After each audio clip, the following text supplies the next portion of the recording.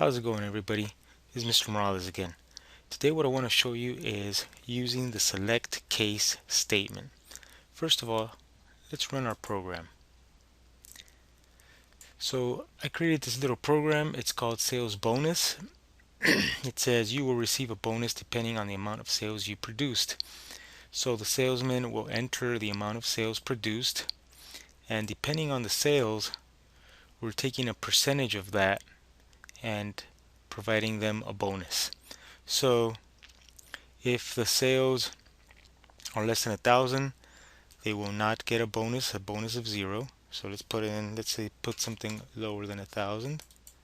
They get 0, no bonus.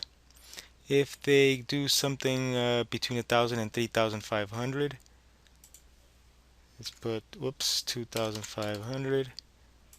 They get a bonus of 10%, $250. And there's several of them. I provided 10%, 13% if it's between 3,500 and 1 cent and 6,000. If it's between 6,000 and 1 cent to 8,500, it's 16%. So if you want to try that one, so that's going to be a 16% bonus. Okay, so depending on the amount, the higher the amount, the higher the percentage rate. So let's take a look at how I did this. I'm going to exit out and let's take a look at the code. So selection structures containing several alternatives are referred to as multiple alternative selection structures or extended selection structures.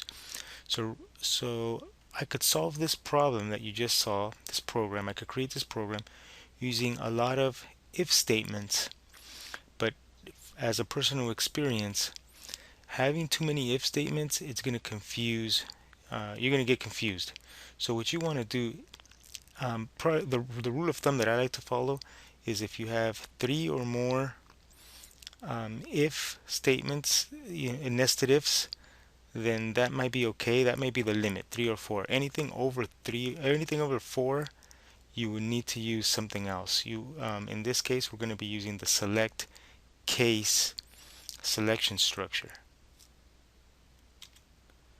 So the select case statement is a multiple alternative selection structure, which has many paths from which to choose. It's often more simpler and clearer to code than using a lot of nested if statements. All I'm asking for from the user is sales, and we're creating a variable for that. What we're providing, our answer, our result, is going to be the bonus. Here we parse, you know how to do that already. We parse the sales amount. Now this is going to be the area that we need to focus on, calculating the bonus. We create a select case statement. The select case statement is made up of some keywords here. First one is select, next one is case, and then after case we have what's called the selector expression. Now this is our selector expression in our example. Now this is what we're going to be comparing. This is a very key part here. This is what we're going to be comparing to all the different cases. Okay. Now you may or may not need these items. I wanted to include a lot of different things so that way you can see all the different aspects of a select case statement. So a lot of times you may not even need the case is, okay, is less than 1,000. Okay, I included this in the program just so you get a chance to see some keywords and some a different way of programming this. Okay, so if, think about it, if our double sales, see, we're comparing the double sales, that's why this is the selector expression. If our double sales, so think about it this way, if our double sales are less than 1,000, then double bonus equals 0. That's what we want to say every time we look at each of these different cases. All right. As you can see here, I'm using the next one is a case between 1,000 to 3,500. So if double sales is between 1,000 to 3,500, then we do this piece of code. Then we run this piece of code. If we have, and this piece of code is, we remember we always start on the right hand side, double sales times 0.1 or 10%. So that's when they receive 10%. They'll receive a bonus of 10% if their sales were between the ranges of 1,000 to 3,500, and so on and so forth. You can take a look at this. Now, sometimes you won't even use, these. This is to create a range. Sometimes your case is going to be something different. So pretend that the sales, there could only be five different types of sales, that five amounts for the sales. Let's say it was 1,000, 3,500, 6,000, 8,500. Suppose those were the only amounts that each salesperson can get. So then instead of doing 1,000 to 3,500, you would just remove this. Completely remove that.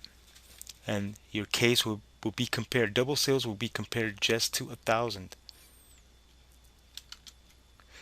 One more thing. Let's suppose double sales, as you can see, it's a double. Okay? But if you have a string here, let's suppose double sales was a string. Well, um, you'll be comparing it to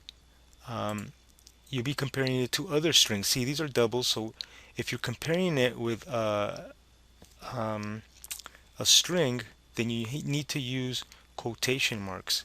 So let's suppose you were comparing it to a string, then you would do this. Okay, so if you have text, maybe it's something else. Maybe it's not a number. If it's a string, then you'll be using text like that. So really, this keyword to can only be valid when you're using numeric variables. So here I have all the different alternatives. These are all the different alternatives. These are, all the different cases. Now if there's a case that nothing else fits in, maybe an answer where nothing else fits, then we use the word case else. Most likely all select case statements are going to have a case else that'll catch everything that doesn't belong into any of the other alternatives. In this example, case else is pretty much everything else, any amount that's above 11,000. So if you have a salesman that made 12,000, 13,000, 50,000, they're going to get a 22% bonus above that. Okay. So if, for example, I ask you to create a program where you type in your test score, if we're using a 0 to a 100 point system, if a student if you have a test score of 50, then that's an F. 50 actually 59 or below is an F. Okay, so maybe that's where you use the case else. Okay. um, so and 100 to 90 is an A. 89 to 80 is a B. So this is how you kind of structure it this way. Okay, going from you know A to B. Instead of having this, you'll have maybe something saying